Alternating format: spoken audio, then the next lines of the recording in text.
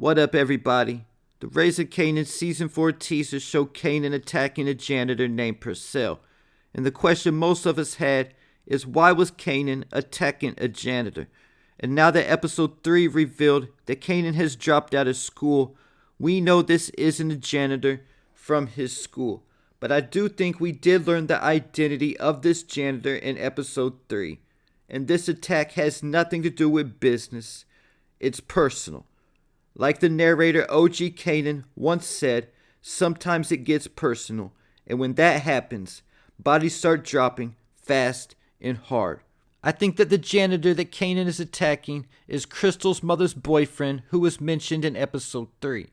Krystal told Kanan that she doesn't want to go back to her mother's because her mother's boyfriend tries touching her and laying his hands on her. This is something that Krystal has in common with Effie from Power Book 2. They both had stepfathers who tried to have an inappropriate relationship with them. And just like Effie's mother knew about it, I wouldn't be surprised if Krystal's mother also knows what her boyfriend does. But at the end of the day, it sounds like both Krystal and Effie's mothers let their husbands do what they want in exchange for financial stability. It was said by Krystal in episode 1 that her father used to own a health food store before he abandoned them. So at one point, Krystal and her family were doing well before her father left. But then after, Krystal's mother was probably burdened financially, and that's when she met Purcell. And even though he had his flaws, she overlooked him to relieve that financial burden, leaving Krystal to be the one to suffer. And in episode 1, Krystal also began to share some of the business advice she learned from her father with Kanan. Like, you can't control what's coming in, you can only control what you spend.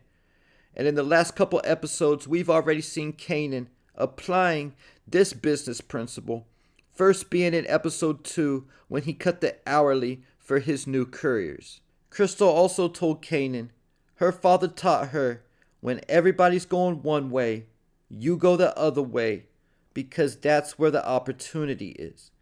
And even though we haven't seen Kanan apply this business principle yet, it wasn't mentioned for no reason.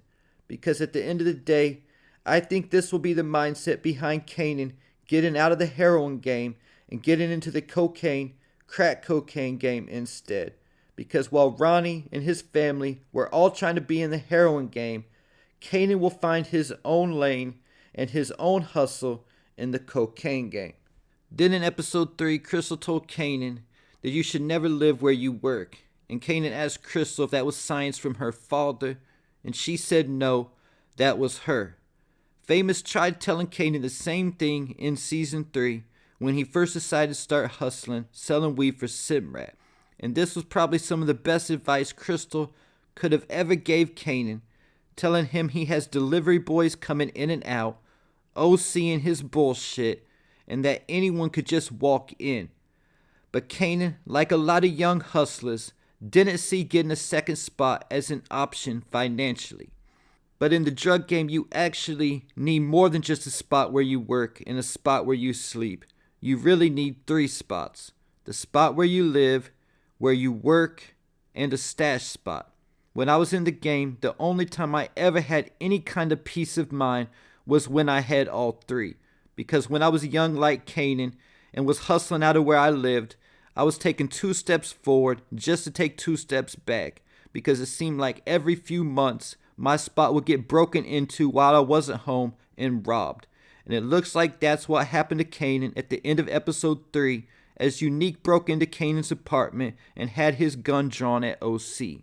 Then after you have your business secured with 3 spots, the spot where you live, where you hustle, and your stash spot is when you can start expanding your business with things like a delivery service, a second spot that you hustle out of, or even by supplying an out-of-town network. When giving Kanan this advice is when Krystal revealed to Kanan that her stepfather tries to put his hands on her. And because of that, they went looking for a new apartment. And again, to land the apartment, we saw Krystal stepping in with the assist.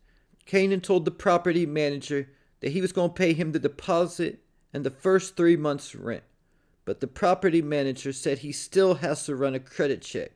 When Krystal mentioned giving the property manager an extra non-refundable deposit, meaning they were bribing him by putting some money in his own pocket to expedite the process. So in season 4, Krystal's showing herself to be a valuable part of Kanan's organization by giving him a lot of advice, like Tasha with Ghost or Effie with Tariq. Getting me to the reason why Kanan's gonna attack the janitor, Krystal's stepfather, Purcell, in the first place.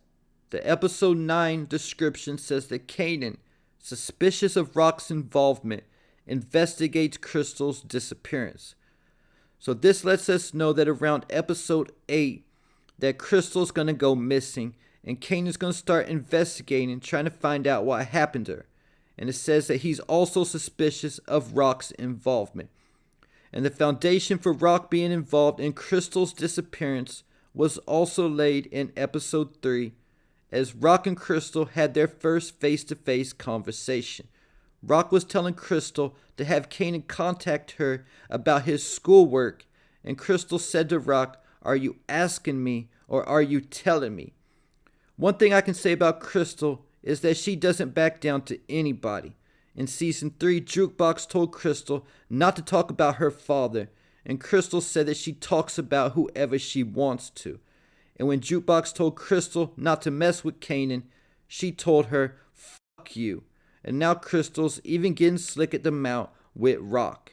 But as Rock was leaving, she told Krystal to let Kanan know she came by.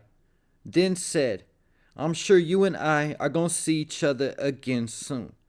I think this was definitely foreshadowing Rock being involved in Krystal going missing and Kanan not knowing what happened to her.